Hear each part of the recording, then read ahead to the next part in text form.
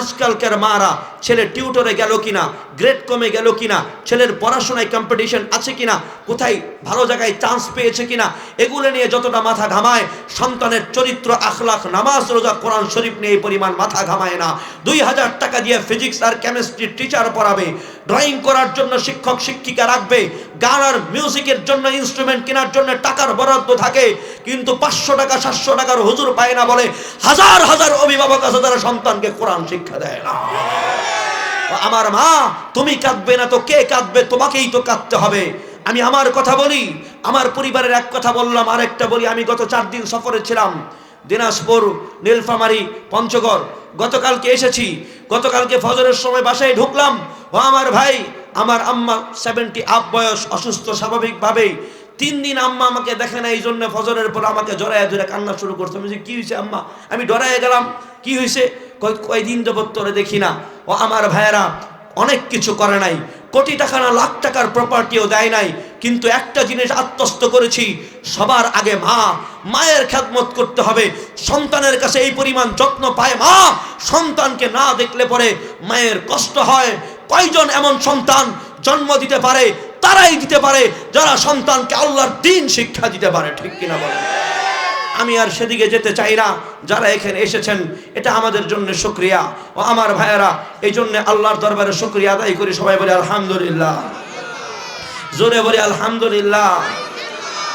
মজমাটাকে সুন্দর করতে গিয়ে অনেক পারিপার্শ্বিক প্রাসঙ্গিক কথা বলে ফেলেছি, ভূমিকা বলে ফেলেছি। আমি আর সেদিকে যেতে চাই না। সূরা আলা থেকে 4টি আয়াতে কারিমা তেলাওয়াত করেছি। এজন্য ভাইরা সবাই আমলের নিয়তে কথাগুলো শুনবো। ও আমার নওজোয়ান বন্ধুরা, সূরা আলা তেলাওয়াত করেছি। মালিক আল্লাহ বলতেছে, কাদ আফলাহা মান তাযাক্কা। একটু বোঝো আল্লাহ কে। আল্লাহ আমাকে তোমাকে বানিয়েছে, কত সুন্দর করে বানিয়েছে। একটু আয়নার সামনে দাঁড়াও না, চোখটা দেখো না, চুলগুলো দেখো না, নাকটা দেখো না, মুখটা দেখো না, হাসি দিলে কত সুন্দর লাগে, একটু তাকাও বন্ধু। ভাবো তো না আল্লাহ তোমাকে ভালোবাসে? তুমি তো বোঝো না, তুমি তো নেতার পিছনে, তুমি তো বাবার পিছনে, তুমি তো বন্ধুর পিছনে, তুমি তো বান্ধবীর পিছনে, তুমি তো প্রেমিকার পিছনে গবেষণা করতে করতে করতে করতে করতে তোমার মাথার ইন্টেলেকচুয়াল সেলগুলো অথর্ব হয়ে গেছে, গোবর হয়ে গেছে। তুমি একটু গবেষণা করো না, মালিক আল্লাহ তোমাকে কিভাবে বানিয়েছে। বুকে হাত দাও, হার্টবিট হয়, এটা কি? এটা কি? ইয়াসআলুনাকা আনির রূহ কুলির রূহু মিন আমরি রাব্বি। আল্লাহ নবী আল্লাহকে, আল্লাহ নবীকে শিক্ষা দেয়। নবী, আপনাকে কাফেররা জিজ্ঞাসা করবে রূহ কি, আপনি বলে দেন ইয়াসআলুনাকা আনির রূহ কুলির রূহু মিন আমরি রাব্বি। রূহ আর কিছু নয়, রূহ হচ্ছে আল্লাহর হুকুম। বুকের মধ্যে হার্টবিট হয়, মেডিকেল সায়েন্স বলে কয়বার হয়?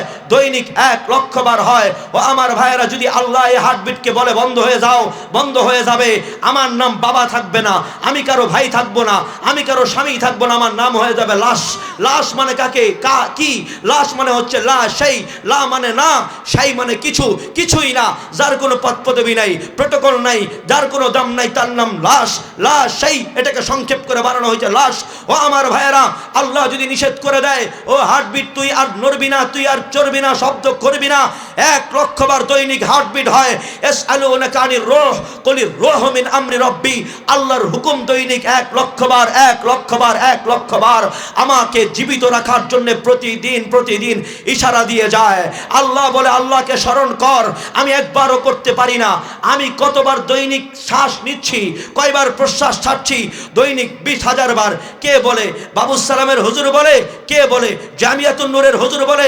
হাটহাজারী দেওবন্দের কোনো হুজুর বলে না, মসজিদের কোনো ইমাম বলে না, বলে মেডিকেল সায়েন্স। একটু গবেষণা করো, একটু ভাবো। ভাবার সময় নাই, তোমাদের সময় আছে IPL BPL নিয়ে গবেষণা, কোন নায়ক কোন নায়িকার সঙ্গে পরকিয়া করে ওইটার গবেষণা, কোন বাড়িতে ঝগড়া লাগছে, কত জোরে আওয়াজ হয়েছে, ওইটার গবেষণা। ও বন্ধু, এগুলো বাদ দাও, সেলফ অ্যানালাইসিস করো, নিজেকে বাদ দাও। আমি তোমাদেরকে গতবার এসে বলে গিয়েছিলাম, সেই ইনডোর প্রোগ্রামে, power is nothing without control. Power আছে, কন্ট্রোল নাই। ওই গাড়ি যাত্রীকে মারবে, পথচারীকে মারবে, পথের সম্পদ নষ্ট করবে, ড্রাইভার মরবে। ওই গাড়ি থেকে ক্ষতি ছাড়া কোনো কিছু আশা করা যায় না। বন্ধু, তোমার একাডেমিক কোয়ালিফিকেশন আছে, তোমার পাওয়ার, তোমার পরিবার উন্নত, প্রপার্টি আর অ্যাসেট আছে, তোমার পাওয়ার, তোমার বংশবুনিয়াদ ভালো, তোমার পাওয়ার, তোমার স্পিড আছে, এনার্জি আছে, এটা তোমার পাওয়ার। কিন্তু এই পাওয়ারে যদি লাগাম না থাকে, ঢাকা বিশ্ববিদ্যালয় থেকে ডিগ্রি নেওয়ার পরে, ডক্টর হওয়ার পরেও তুমি বেরোজগার বেনজিরের মতো কুলাঙ্গার হবা, তুমি পুলিশের গোয়েন্দার প্রধান হওয়ার পরেও তুমি হারুনের মতো নিমক হারাম হবা, তুমি এই দেশের মানুষের টাকা পাচার করে সালমান এফ রহমানের মতো টাকাদার চোর হবা। তোমার ভিতরে যদি পাওয়ার না থাকে, পাওয়ার থাকে কন্ট্রোল না থাকে, আল্লাহর কসম ওই পাওয়ারই তোমার ধ্বংসের জন্য যথেষ্ট হবে। ঠিক কিনা বলেন? আমার ভাইয়েরা, গতবার বলেছিলাম একটু উপলব্ধি করো, বক্তব্য শুনে চিৎকার দিয়ে চলে যেও না বন্ধু। আমি তোমাদের ভাই, তাকাও আমার দিকে, আমার চেহারা মনে রেখো না, কথাগুলো মনে রেখো। উনজুর মা ক্বালা লা তানজুর মান ক্বালা, উনজুর মান ক্বালা উনজুর মা ক্বালা লা তানজুর মান ক্বালা। কে বলতেছে দেখো না, দেখো কি বলতেছে। টপিকগুলো নিয়ে যাও, বাড়িতে যাও, ভাবো। বিছানায় পড়েই রাত 2টা থেকে 5টা পর্যন্ত মোবাইল চালাও, দুনিয়ার কোনো হুঁশ নাই, তুমি তোমাকে ধ্বংস করে দিচ্ছ। মেডিকেল সায়েন্স বলে যারা রাতের বেলা টিভি সিনেমার পর্দায়, মোবাইলের পর্দায় তাকিয়ে থাকবে, তাদের কি হয়? তাদের মাথার ভিতরে ইন্টেলেকচুয়াল সেলগুলো যেগুলো পজিটিভ সেন্স সাপ্লাই করে, এগুলো থরথর থরথর করে কাঁপে। যখন তুমি নাচ দেখো, অশ্লীল ভিডিও দেখো, তখন কি হয়? ইন্টেলেকচুয়াল সেলগুলো থরথর থরথর করে কাঁপে। আমি আর তুমি, তোমাকে আমি তোমাকে, তুমি তোমাকে, আমি আমাকে, নিজেই নিজেকে ধ্বংস করে দিচ্ছি বন্ধু। তোমার আমার প্রতিনিয়ত রুটিন এটা। রাতের বেলা 2 ঘন্টা 3 ঘন্টা ফোন স্ক্রলিং করা। পৃথিবীর উন্নত রাষ্ট্রে তাকাও, চীন জাপান কোরিয়ার দিকে তাকাও, পৃথিবীর সমস্ত উন্নত রাষ্ট্রগুলোর ওয়ার্কিং টাইম দেখো, ওরা সকালবেলা বের হয়ে যায়। আল্লাহ নবীর দোয়া, আল্লাহুম্মা বারিক উম্মতি ফি বুকুরিহা, ও আল্লাহ আমার উম্মতকে সকালে বরকত দাও।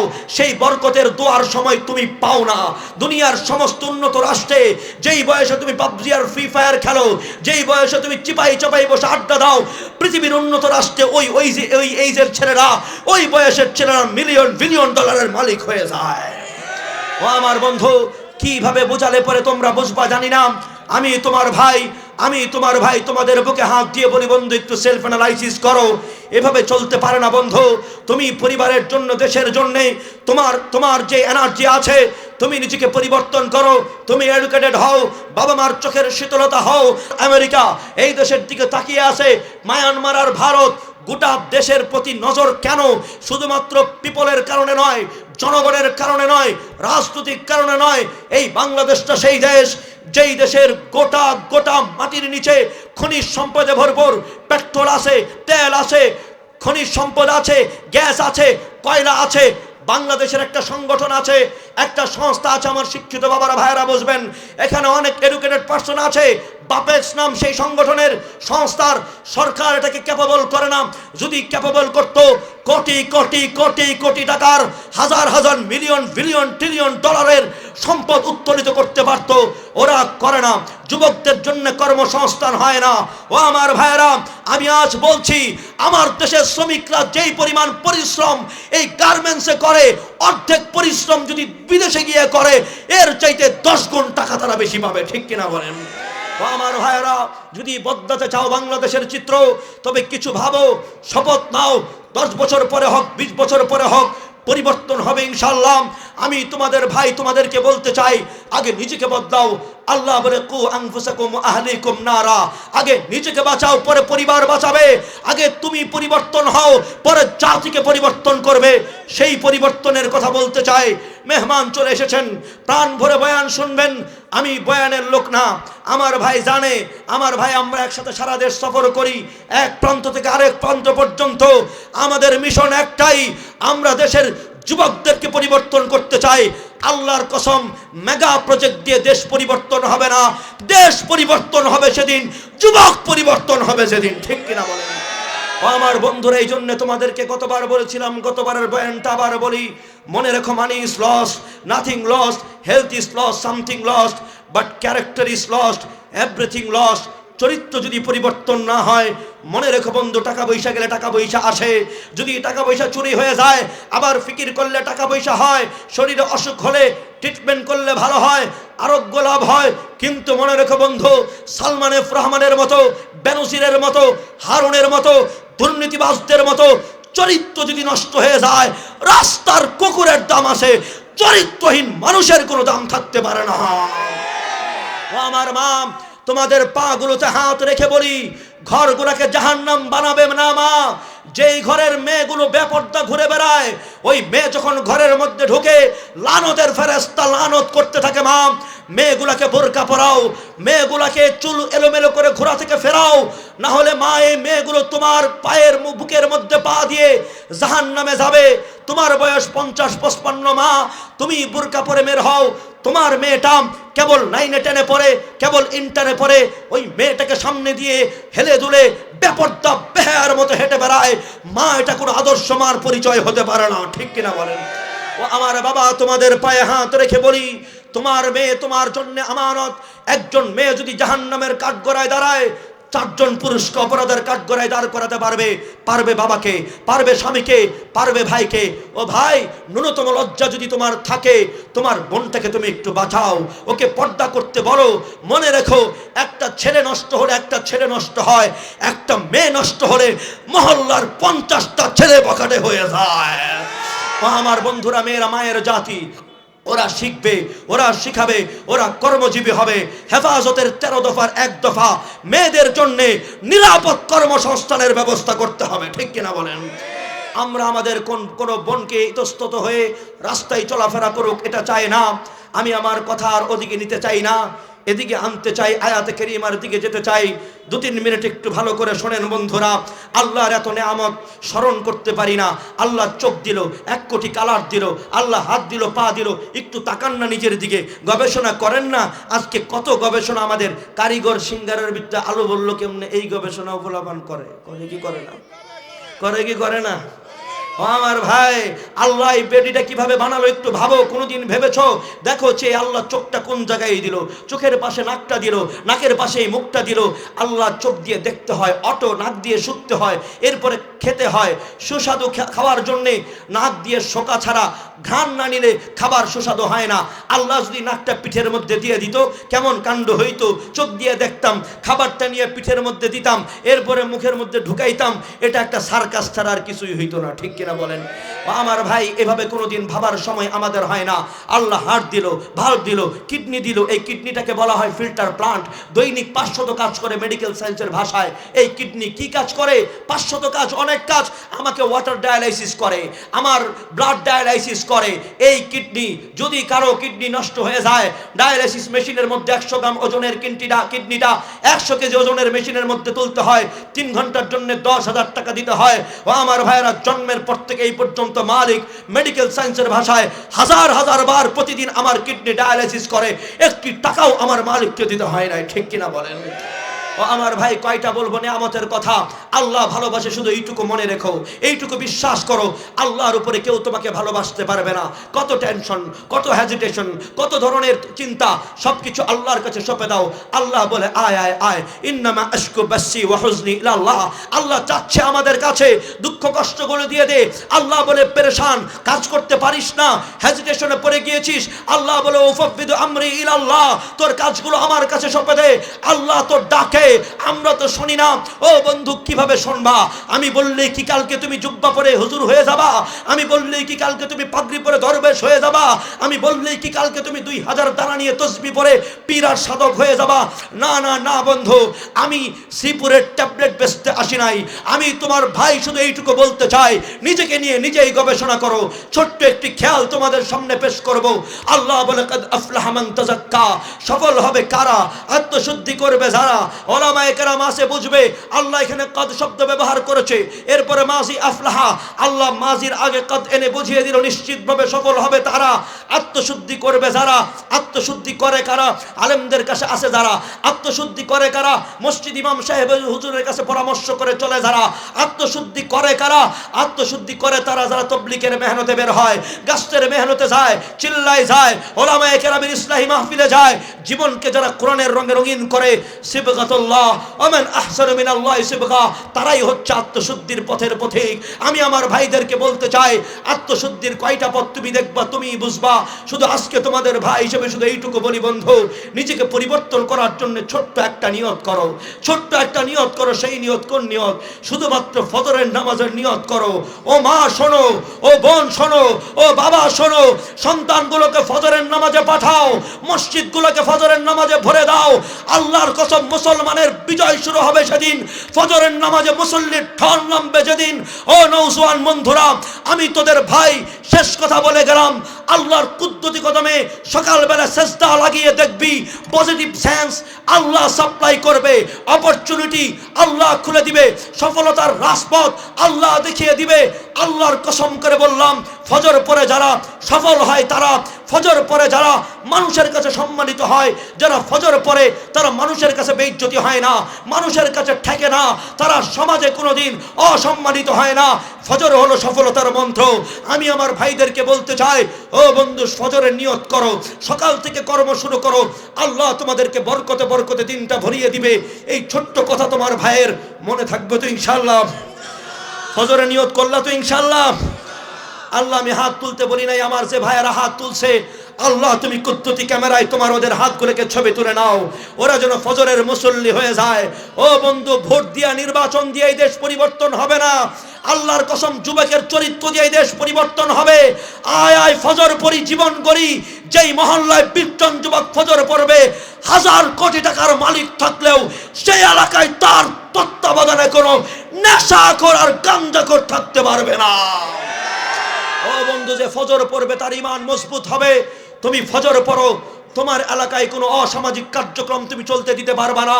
তুমি ফজর পড়ো, তোমার এলাকায় কোনো মাদক, গান বাজনা, হই হুল্লোড়, অন ইসলামিক কাজ চলবে না। আমি এই বিশাল তরুণ গোষ্ঠীর কাছে অনুরোধ করে যাই, ও নওজোয়ান বন্ধুরা, ফজরের জন্য নিয়ত করলা, চেষ্টাও করবো তো ইনশাল্লাহ? চেষ্টাও করবো তো ইনশাল্লাহ? মুরব্বী বাবাদেরকে বলছিলাম দুটো আমল দিব। আয়াতের এক আয়াত শুধুমাত্র অনুবাদ করেছি, হাদিস একটা হাদিসের অনুবাদ করি। বুখারী শরীফের হাদিস, যদিও ছোট বাচ্চাদের মুখস্থ, আখলিস দীনাকা ইয়াকফিকাল আমালুল কালিল। আল্লাহ বলে আমি তোমাদেরকে বানিয়েছি, তাবারাকাল্লাযী বিয়াদিহিল মুলক ওয়া হুয়া আলা কুল্লি শাইইন কাদির আল্লাযী খালাকাল মাউতা ওয়াল হায়াতা লিয়াবলুয়াকুম আইয়ুকুম আহসানু আমালা। আল্লাহ বলে আমি তোমাদেরকে বানিয়েছি, অনেক অনেক আমল করবে এই জন্য নয়, আমি দেখব জীবন আর মৃত্যুর এই ঘূর্ণি পাকে কে কতটা উত্তম আমল করে। ও বাবা, আমল যতটুকুই করি, আমি আমল করে নিজেকে আব্দুল কাদের জিলানী ভাববো না। আমি আজকে ফজর পড়লাম তার মানে মহল্লার সবাই গোমরা, এটা না, বরং কাদি আল্লাহ আরো ভাই যারা আছে তাদেরকে ফজরের মুসল্লি বানায় দাও। ও আমার বাবা, যারা তাহাজ্জুদ পড়েন, যারা মসজিদে আসেন, সালাম ফিরিয়ে বেরিয়ে যাবেন না, 2, 4, 10 মিনিট 20 মিনিট বসেন, ইশরাক পড়েন, 3 তাসবিহ পড়েন, এরপরে নিজের যৌবনের জন্য আল্লাহর কাছে তওবা করেন, এই মহল্লার যুবকদের জন্য দোয়া করেন। করবেন তো ইনশাআল্লাহ? মুরব্বী বাবাদের মনে থাকবে তো ইনশাআল্লাহ? একটা আমল। 2 নাম্বার আমল বাবা, প্রতিদিন 86,400 সেকেন্ড একটা দিন হয়, 3600 সেকেন্ড একটি ঘন্টা হয়। একটি ঘন্টার মাত্র কয়েকটি সেকেন্ড, ন্যানো সেকেন্ড সময় লাগে আস্তাগফিরুল্লাহ পড়ার জন্য। ও মায়েরা, ও বোনেরা, শোনো, আমলটা ঘরের মধ্যে করো। ঘরগুলোকে গান বাজনা দিয়ে সিনেমা হল বানায় ফেলছো। রহমত বলতে কিছু ঘরের মধ্যে নাই। ড্রয়িং রুমে, প্রত্যেকটা রুমে ছবি টানায় রাখছো। শয়তান ছাড়া কোনো ফেরেশতা প্রবেশ করে না। ঘরগুলোকে রহমতের ঘর বানাও। মা, অনেক কিছু লাগবে না, কালকে সকালবেলায় 5 পারা কোরআন শরীফ পড়ে ফেলো 7 ঘন্টায়। আমি বলবো না মা, শুধু বলি ঘরের মধ্যে একটু জিকির চালু করো মা, ইস্তেগফার পড়ো দৈনিক 10টা মিনিট, অনেকক্ষণ না, 10 মিনিট সময় দেওয়ার সময় হয় না, 5 মিনিট পড়ো মা, ঘরের মধ্যে রহমত আসবে। ও মুরব্বী বাবারা, মারা, এই আমল মনে থাকবে তো ইনশাআল্লাহ? দৈনিক 1000 বার ইস্তেগফার পড়বো তো ইনশাআল্লাহ? মনে রাখবেন, যত বড় মাহফিল হোক, যত বড় বক্তা আসুক, এই যে আমার ভাইয়েরা আসছে, আন্তর্জাতিক পুরস্কার পাওয়া ভাইয়েরা, এর চাইতো আরো বড় বড় কারি, এর চাইতো আরো বড় বড় বক্তা, সব আইসা গেল, বয়ান করলো। মনে রাখবেন, আমার আমল কিন্তু আমাকেই করতে হবে, ঠিক কিনা বলেন? সুতরাং ফজরের নিয়ত করেন, মসজিদগুলোকে ফজরের মুসল্লি দ্বারা ভরপুর করেন, দাওয়াত ও তাবলীগের সঙ্গে তরুণদেরকে জড়িয়ে দেন। আর রাজনৈতিক পরিচয়ের আগে আমার পরিচয়, আমি এই দেশে ইনসাফ নিয়ে বাঁচতে চাই, ঠিক কিনা বলেন? মনে থাকবে তো ইনশাআল্লাহ? 1 হাদি লোকান্তরে 1 লক্ষ হাদি ঘরে ঘরে, মনে থাকবে তো ইনশাআল্লাহ? ডাক্তার ইউনুস নয়, যত ইউনুসই আসবে এই দেশে হাদির বিচার কেউ করতে পারবে না। আমরাও আর হাদির বিচার চাই না। এই সমস্ত খুনিদের বিচার আমরাই করবো ইনশাআল্লাহ। জনতার আদালতে হাদির হত্যাকারীর বিচার হবে, ঠিক কিনা বলেন? তৈরি থাকবো তো ইনশাআল্লাহ? মনে থাকবে তো ইনশাআল্লাহ নওজোয়ান ভাইয়েরা? আল্লাহর কুদরতি কদমে সেজদা লাগাও। যদি সেজদা না লাগাও, হৃদয়ে পাওয়ার আসবে না। এইটুকুই কথা। মন ভরে বয়ান শুনবো, দোয়া করে এরপরে যাব। আল্লাহ মারকাজুল কোরআনকে কবুল করেন। আল্লাহ আমাদেরকে আল্লাহর ভালোবাসা আমাদের হৃদয়ের ভিতরে ভরপুর করে দেন। দোয়া না করে কেউ যাব না। দোয়া ও মুখুল ইবাদা, দোয়া ইবাদতের মগজ, আর দোয়া ও সিলাউল মুমিন, দোয়া মুমিনের হাতিয়ার। শয়তান যখন জান্নাত থেকে বের হয়ে যায়, শয়তান আল্লাহকে বলে, আল্লাহ পাওয়ার দাও। কি পাওয়ার? সারা দুনিয়ায় মুহূর্তে ঘুরবো চোখের পলকে, কিয়ামত পর্যন্ত হায়াত দাও। মানুষের রব মাদ্রাসায় ঘুরতে দাও, আল্লাহ সেদিন শয়তানকেও ফেরায় নাই। ঠিক কিনা বলেন? কোন না কেন আওয়াজ টেম্পার শেষ, ঠিক না ঠিক? চাইছিল শয়তান, দিয়ে দিছে আল্লাহ। আমি আপনি তো শয়তান না। ফেরাউন চাইছিল, ফেরাউনকে দিয়ে দিয়েছে আল্লাহ। আমি আপনি তো কাফের না। আমি আল্লাহর কাছে শেষ সাথে কাঁদবো, আল্লাহ দিবেন, এটা কশ্চিন কালেও হতে পারে না। ঠিক কিনা বলেন? আল্লাহ আমাদের সবাইকে তাহাজ্জুদ গুজার বানিয়ে দেখ। অন্তত ঘরের মধ্যে একজন মা একজন বোন তাহাজ্জুদ গুজার হোক, ইনশাআল্লাহ আল্লাহ ঘরটাকে রহমের দ্বারা ভরপুর করবে। আল্লাহ আমার কাজল কোরআনকে কবুল করুক, এই মহল্লার যুবকদেরকে কবুল করুক, আগামীর বাংলাদেশের পরিবর্তনের দিন ইসলাম প্রতিষ্ঠার সৈনিক হিসেবে কবুল করুক, ওলামায়ে কেরামের খাদেম হিসেবে কবুল করুক। জোরে বলেন আমিন। আল্লাহ আমার এই তরুণ প্রজন্ম যারা আছে, যারা এতক্ষণ স্বতঃস্ফূর্ততার সঙ্গে আমার সঙ্গে হাত তুললো, কোনো একটা ভাই যেন এমন না থাকে নেশা করে। আল্লাহ জোরে বলেন আমিন। আল্লাহ একজন ভাইও যদি নেশা করে, একজন ভাইও যদি থাকে, আল্লাহ তুমি তাকে ফেরায় দাও। জোরে বলেন আমিন। আল্লাহ প্রত্যেকটা যুবককে বাবা মা দেখলেই যেন চোখ শীতল হয়ে যায়। আল্লাহ এমন যুবক আখলাক তাদেরকে বানায় দাও। জোরে বলেন আমিন।